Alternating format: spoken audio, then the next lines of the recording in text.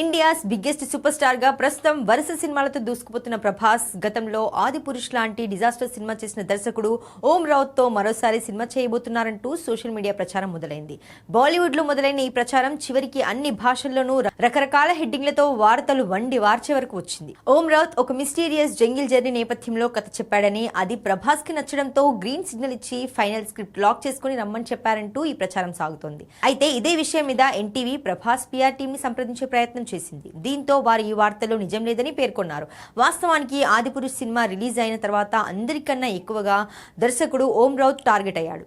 Graphics మొదలుకొని ప్రభాస్, సైఫ్ అలీ ఖాన్ సహా సినిమాలో కనిపించిన చాలా మంది నటీనటులు లుక్స్ విషయంలో కూడా టార్గెట్ అయ్యాడు. ఇప్పటికి కూడా రామాయణ ప్రస్తావన వస్తే ఓం రావుత్ ట్రోలింగ్ చేస్తున్నారు. ఈ క్రమంలో అసలు ప్రభాస్ మరోసారి అతనికి అవకాశం ఇస్తాడా అంటూ కొందరు అభిమానులు కూడా కామెంట్స్ చేస్తున్నారు. అయితే ఇది ఎవరో కావాలని పుట్టించిన ఒక రూమర్ తప్ప ఇందులో నిజం లేదని తేలిపోయింది.